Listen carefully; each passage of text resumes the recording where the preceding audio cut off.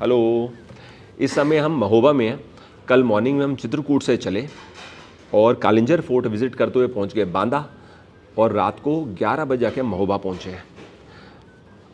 आज मॉर्निंग में मैंने अपना ये हार्ड ड्राइव में डेटा कॉपी करने का काम कंप्लीट कर लिया। अभी इस समय मैं महोबा में 100 पाम्स होटल में बैठा हुआ हूँ। चैनल सब्सक्राइबर्स हमारे साथ हैं। रात को मैंने 11 बजे मैसेज किया था कम्युनिटी में कि सुबह हम मीटअप कर सकते हैं, शाम को भी कर सकते हैं। अरे अनुज जी, क्या हाल है?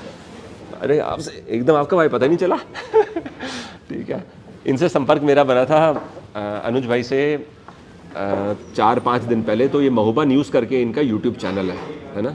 तो फिर मैंने महोबा के इनके कुछ वीडियोस भी देखे थे। इनफैक्ट कालिंजर फोर्ट में देखा और यहाँ पर एक सालट के पास भी फोर्ट है, वो भी मैंने देखा। तो मुझे वहाँ से एक आइडिया हुआ कि महोबा में अगर हम आएंगे तो हमें कहाँ कहाँ हम जा सकते हैं। फिर संपर्क बनाया तो कहते आप आ रहे हो तो पक्का आपको सुबह ही मिलते हैं और बाकी आपकी साथ प्लानिंग करवा देंगे इसकी। आप नाश्ता बिल्कुल नहीं लोगे? बताओ, कितना अजीब लग रहा है कि मैं अकेला नाश्ता कर रहा हूँ और सब लोग नाश्ता घर से करके आए हैं। और राम कुमार मोरे जी हमारे साथ हैं जो पर्यटन से हैं। तो आप रहने वाले इधर के हैं या ऑन ड्यूटी यहाँ पे? अच्छा, मतलब पर्यटन से इनसे भी हमारा संपर्क बना तो इन्होंने बोला कि मैं भी आपको गाइड कर दूंगा कि आपकी आइटनरी कैसे होनी चाहिए। हालांकि मैंने आइटनरी अपनी बनाई ऑलरेडी बना ली थी, जैसे मैं कर लेता हूँ। लेकिन बहुत बार क्या होता है ना, जो प्लान्ड आइटनरी होती है और जब हम जगहें विजिट करते हैं बहुत फ़र्क आ जाता है। बहुत सिटीज़ में तो फ़र्क नहीं आता क्योंकि सिटीज़ में तो बहुत सारी इन्फॉर्मेशन अवेलेबल होती है, लेकिन जहाँ ऐसी जगहें होती हैं जिसके बारे में ज़्यादा लोगों को नहीं पता तो फिर आने पे पता लगता है। जैसे एग्जांपल के तौर पे हमें आइडिया नहीं है कि लंच हम क्या कर सकते हैं यहाँ पर लोकल फूड में, क्योंकि मेरे को उसमें इंटरेस्ट है। ये तो अब यहाँ पर लोकल फूड का ब्रेकफास्ट नहीं होता, पूड़ी होता, तो मैंने कहा पूड़ी ले लेता हूँ। लेकिन अब इन्होंने मेरे को बताया कि आप यहाँ पर 1-2 घंटे पहले अगर किसी ढाबे वाले को बता दोगे कि हमें लोकल फूड खाना तो बना देगा आपको। साथ में भी मेरे को आपने माटी फार्म बताया, आसियाना बायो फार्म एनर्जी, वो लोग बुंदेलखंड का खाना बनाते हैं। बुंदेलखंड का खाना बनाते हैं। अच्छा, तो हम वहाँ जाने का सोच रहे हैं, लेकिन उससे पहले हम चरखारी जाएंगे। चरखारी बोलते हैं? चरखारी। तो हाफ डे वहाँ बिताएंगे। बाकी यहाँ पर कीरत सागर है और सन टेम्पल है, ये भी सब रहेलिया सन टेम्पल। हाँ, तो अब रात को तो हम यहाँ पे रुक रहे हैं महोबा में। अब कल भी अगर ज़रूरत पड़ेगी तो सुबह के 2-3 घंटे महोबा में बिताकर फिर हम आगे कालपी चले जाएंगे, ऐसा हमारा प्लान है। चलो, अब इन्होंने पूड़ी वगैरह हमें बड़ी बढ़िया से फुला के दी है। नाश्ता करते हैं, थोड़ा बहुत चाय पियेंगे और हम लोग आधा घंटा में चल पड़ेंगे यहाँ से। अच्छा रहेगा, नहीं तो बातों बातों में पूरा दिन निकल जाएगा, लेट हो जाएगा ना। वैसे कायदा तो ये बोलता था आज हम दिन की शुरुआत थोड़ा जल्दी कर लेते, लेकिन रात में हुआ क्या, 11 बजे हम यहाँ पहुँचे हैं और बहुत ज़्यादा टायर्ड थे। मतलब आमतौर पर मैं इतना ज़्यादा टायर्ड होता नहीं एक दिन में, लेकिन कल तो मुझे वाकई लग रहा था। वह एक बार इनका भोजन भी सही है क्योंकि कल रात को हम लोग डिनर किया था। अच्छा, खाना अच्छा है।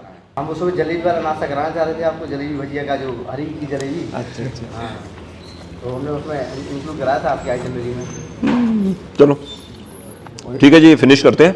ये लोग ने अच्छा बनाया पूड़ी।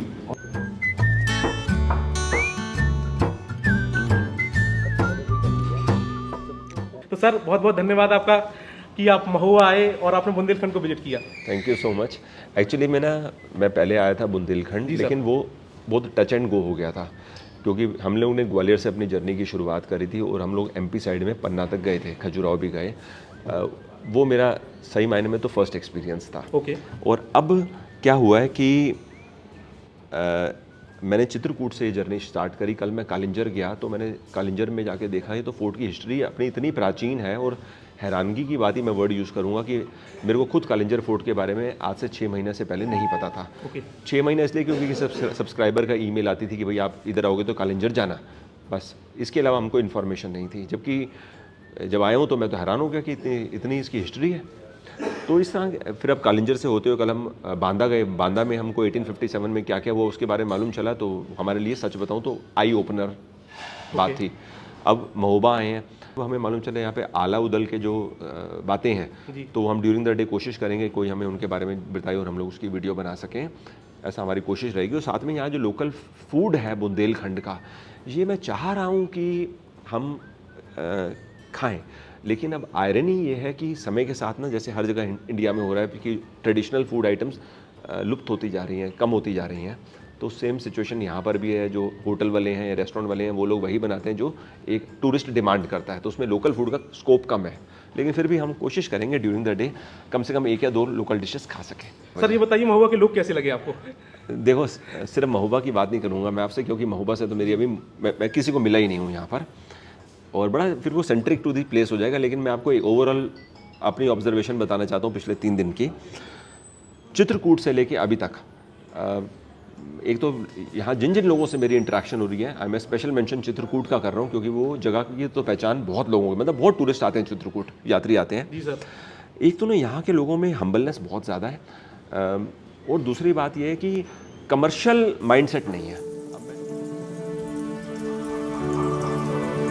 महोबा में कीरत सागर के किनारे पे अभी मैं खड़ा हूँ, और मैं आपको इंट्रोड्यूस करवा रहा हूँ जितेंद्र चौरसिया जी से। नमस्कार।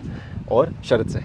कीरत सागर तो आप सामने देख लीजिए, पूरे साल यहाँ पर पानी रहता है। अगर आप बोटिंग करना चाहें तो बोटिंग भी कर सकते हैं, पैडल बोट यहाँ पर अवेलेबल है। हम आपसे मिले हैं आला उदल के कुछ गाथाओं के बारे में सुनने के लिए जी, और कुछ ऐसे दोहे जो बुंदेलखंड में प्रचलित है और बाहर भी लोग उनको जानते हैं, सुनना पसंद करते हैं। तो हमने सुना यहाँ पर आला का कोई मंच है जी। ये सामने हम सभी देख रहे हैं, ये आला की बैठक इसको कहा जाता है। आइए आपको लिए चलते हैं आला की बैठक में। ये सामने जहाँ सीढ़ियाँ जी बनी हुई जी हैं? जी जी। अच्छा, बगल में ये लेके। जी जी आइए। तो इसको क्या बोलते हो, ये जो मंच सा बना है? हाँ, ये बारादरी कहा जाता है सर। ऐसे महोबा की चारों दिशाओं में ऐसी बैठकें हैं जहाँ पर आल्हा, ऊदल, मलखान, ढेवा, ब्रह्मा महोबा को चारों तरफ से अपनी सुरक्षा में रखते थे।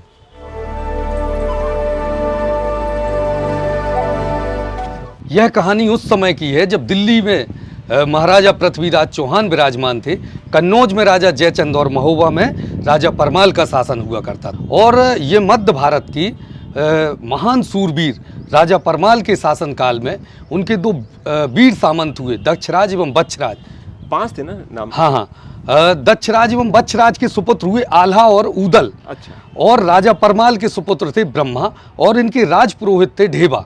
तो ऐसा कहते हैं कि आल्हा, ऊदल, मलखान, ढेबा और ब्रह्मा, यह 5 वीर हुए जिन्होंने मध्य भारत पे 12वीं शताब्दी में उस समय समूचे भारतवर्ष में राज किया।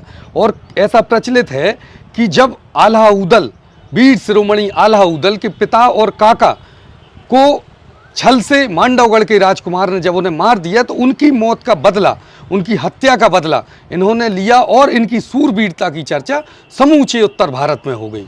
मांडवगढ़ कहाँ पर है? मांडवगढ़ नर्मदा नदी के तट पर एक ऐसी अभेद रियासत थी जिसको जीतना बहुत मुश्किल था। लेकिन महोबा के पंचवीर आल्हा, ऊदल, मलखान, ढेबा और ब्रह्मा ने जब अपने पिता और काका की हत्या का बदला लेने के लिए वहाँ के राजकुमार करिंगा राय का सर जब वो काटकर महोबा ले आए, तो इनकी सूरवीरता की चर्चा समूचे भारतवर्ष में हो गई। और इनकी ख्याति एवं सूरवीरता तब और ख्याति लब्ध हुई जब दिल्ली के महाराजा पृथ्वीराज चौहान ने महोबा पर आक्रमण किया, और जब इन्होंने दिल्ली के महाराजा पृथ्वीराज चौहान की सेना को नस्त नाबूद करके उन्हें पलायन करने पर मजबूर कर दिया था। उस समय पृथ्वीराज चौहान जैसे शूरवीर से लड़ाई लड़ना ही अपने आप में बहुत बड़ी बात थी जी, है ना जी। तो वो लड़ाई कहाँ पे हुई थी? ये कीरत सागर पर जहाँ हम लोग अभी खड़े हैं, यही वो कीरत सागर का तट है जहाँ पर कजलियों की लड़ाई के नाम से युद्ध हुआ था। कजलियों मतलब? रक्षाबंधन। हमारे यहाँ आज भी रक्षाबंधन जब समूचे भारतवर्ष में मनाया जाता है, तो हमारे यहाँ उस दिन रक्षाबंधन नहीं मनाया जाता, क्योंकि उस दिन पृथ्वीराज चौहान और आल्हा ऊदल का युद्ध हो रहा था। अच्छा। हमारे यहाँ आज भी रक्षाबंधन के अगले दिन राखी बांधी जाती है। और ऐसा कहा जाता है कि पृथ्वीराज चौहान ने जब महोबा को चारों तरफ से घेर लिया था, तो महारानी चंद्रावल यहाँ पर आई पूजन करने के लिए। तब वीर शिरोमणि महोबा में नहीं थे। जब उन्हें संदेशा मिला कि महोबा पर संकट है और पृथ्वीराज चौहान ने आक्रमण कर दिया है, तब वह साधु भेष में महोबा में प्रवेश करते हैं, और वो वीर गाथा हम आपको चंद छंदों के माध्यम से सुनाते हैं। कहते हैं कि वीर पुरोधा गढ़ महोबे में, वीर पुरोधा गढ़ महोबे में, आल्हा ऊदल जिनका नाम, पलक झपकते जिनने बदले कई एक युद्धों के परिणाम, देखें दुश्मन ऐसे झपटे जैसे झपटे कोई बाज, एक नहीं सच कई अखबारी जिनसे हारा पृथ्वीराज, जिनसे हारा पृथ्वीराज।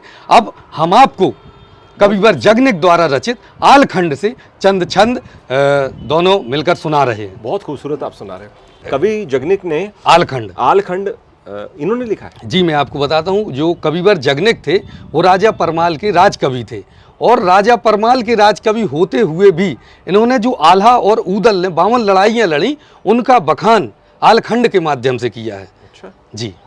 आल्हा ऊदल खां जग जानत नामी सूर महोबा क्यार, तिनको साखो कभी जगनिक कति के छाप करो तैयार। दोनों फौजें एक मिले हुई गई, दोनों फौजें एक मिले हुई, रण में बजन लगी तलवार, अरररररर गोला छूटे सन सन परी तीरन की मार, तेगा चटके वर्धमान को कट कट गिरे सूर सर, और पैदल के संग पैदल अभरे अर असवार संग असवार, होदा के संग होदा भिड़ गए, होदा के संग होदा भिड़, अरे हाथी से हाथी भिड़ जा, 12 कोस के चौगिर दाम, तेगा बिजली सो चमका, खट खट खट खट तेगा बोले, खट खट बोल रहे तलवार, और बड़े लड़ैया गढ़ महोबे के जिनसे हार गई तलवार, बड़े लड़ैया महोबा वाले, बड़े लड़ैया महोबा जिनसे हार गई तलवार, खट खट खट खट तेगा बोल, खट खट बोल रहे तलवार, भुजा बहादुर फड़कन लागे, नाचन लगे मुच्छ के और कट कट बोटी गिरे खेत में, उठ उठ रुंड करे तकरा,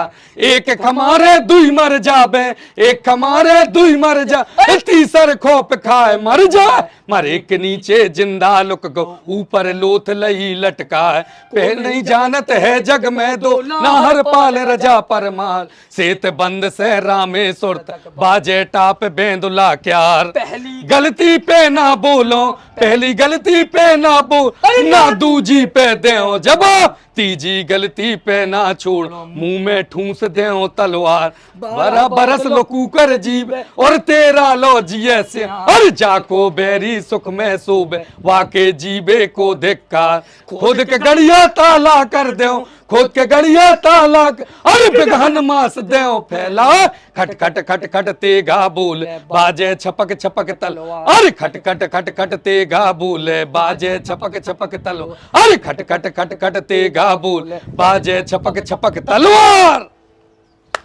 बहुत सुंदर, आभार, अभिनंदन सर, बहुत सुंदर। मतलब मेरे पास शब्द नहीं है ये बोलने के लिए कि आपने समा बांध दिया। मतलब सच बताऊं तो मेरा मन हो रहा है कि आप लोग के साथ मैं बैठ जाऊं और 2, 4, 5 घंटे के लिए एक के बाद एक छंद सुनता रहूं। और सच बताऊं तो उतना कठिन नहीं था समझ पाना, लेकिन आप लोग इतने फास्ट गा रहे थे कि मैं कुछ बातें तो पकड़ पाया, लेकिन कुछ चीज़ें मेरे को, लेकिन सुनने में बहुत मधुर लग रहा था। मधुर मतलब ऐसा लग रहा था कि एक वीर गाथा के अंदर इतनी सारी गाथाएं हैं जी, जो आपने बहुत खूबसूरत ढंग से 5 मिनट में सुना दी। तो इस प्रकार के तो और भी बहुत सारे छंद होंगे। बहुत सारे छंद हैं सर, अति सुंदर। और मेरे को आला उदल के बारे में ज़्यादा कैसे मालूम चला है मैं आपको बताता हूँ। मैं यूट्यूब पे सर्च कर रहा था, परसों की बात है, आला उदल का हिस्ट्री के बारे में। तो वहाँ मैंने एक डॉक्यूमेंट्री देखी। डॉक्यूमेंट्री मतलब एक एनिमेशन के थ्रू पूरा हिस्ट्री बताई गई थी। तो जितना मैं सुनता गया तो मेरे को मन हो रहा था और सुनूं, और वो 1 घंटे के आसपास 55 मिनट या 1 घंटे की डॉक्यूमेंट्री थी। बहुत आभार, बहुत अभिनंदन। समय निकाल कर हमें मिले, हमारे लिए बड़ी बात है, क्योंकि आपके मिलने से ना हमारे खुद के नॉलेज बढ़ गई, और हमें कब मौका मिलता है कि इस तरह से लाइव महोबा में आके इस प्रकार से सुन पाना। बहुत बढ़िया, फैंटास्टिक। अब हम यहाँ से ना मदन सागर जा रहे हैं, और फिर आगे जैसे अपनी जर्नी प्रोग्रेस करेंगे आप लोग के साथ शेयर करेंगे। ठीक है जी, बहुत आभार, बहुत अभिनंदन सर, बहुत अभिनंदन।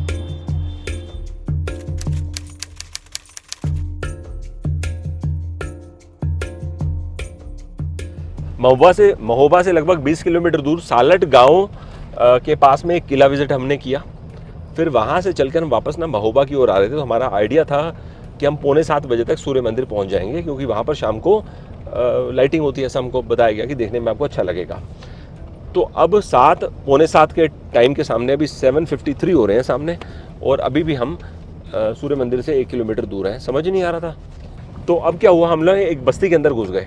वहाँ पर गूगल मैप्स ने हमें फॉलो करते करते अंदर ले गया। वो हो सकता है वहाँ से बाइक का रास्ता हो या 2 व्हीलर का रास्ता हो, और वहाँ पर गाड़ी बैक करने में ही हमारा आधा घंटा से पौने घंटे का टाइम निकल गया, क्योंकि एक दो लोगों ने बोला कि निकल जाएगी, हम उस कॉन्फिडेंस में आगे बढ़ गए, लेकिन फिर लोगों ने बोला नहीं नहीं निकल रही, अब क्या करें, इनोवा क्रिस्टा है ना, तो ये टर्निंग भी उतनी नहीं है जितनी छोटी गाड़ी की टर्निंग होती है।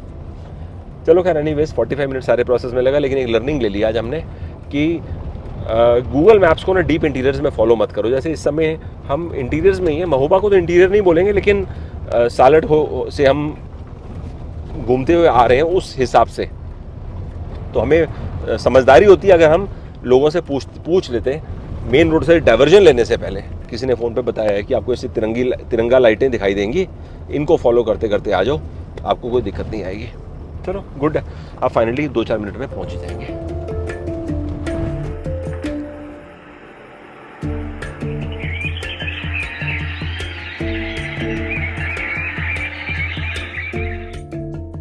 रात के 9:45 का टाइम है, अभी हम अपने होटल पहुंचे हैं। जब भी मैं टूर शुरू करता हूं ना, तो मेरे माइंड में एक टारगेट होता है हमेशा, वो ये कि डे एंड में 7:30 करूं, और रियलिटी ये है कि 7 दिन 8 दिन या 10 दिन के टूर में एक दिन भी अगर ऐसा हो जाए कि मैं 8 साढ़े 8 तक अपने होटल पहुंच जाऊं तो गनीमत है। फिर भी कोशिश करता हूं, लेकिन हो नहीं पाता। तो मेरे को सीरियसली लग रहा है मेरे को अपने टाइम मैनेजमेंट में बहुत ज़्यादा काम करने की ज़रूरत है। स्पेशली जब ट्रैवल करता हूँ उस समय ऐसा मेरे साथ अक्सर होता है। एनीवेज हमेशा की तरह आज का दिन भी बहुत ज़्यादा टायरिंग था, क्योंकि 9:45 बजे हो गए। अभी हम सामने इनका रेस्टोरेंट है, वहाँ चलकर डिनर करेंगे, आधा घंटा उसमें निकल जाएगा, आधा घंटा 40 मिनट, और फिर अपना रूटीन काम डेटा कॉपी। और कल हमने टारगेट लिया है कि सुबह हम 6 बजे से पहले यहाँ से निकलना चाहते हैं अपने होटल से, क्योंकि हाफ डे हमको महोबा में बिताना है, एटलीस्ट 1 बजे तक का समय, क्योंकि हम चरखारी भी जाना चाहते हैं। और उसके बाद हम लोग कल कालपी जाने वाले हैं, और कल का नाइट से हमारा ओरई में रहेगा। अभी मैं आपको यहीं पे बाय बाय कर देता हूँ। आज के दिन की जर्नी हमारी यहीं पे समाप्त हो रही है। Thanks for your time.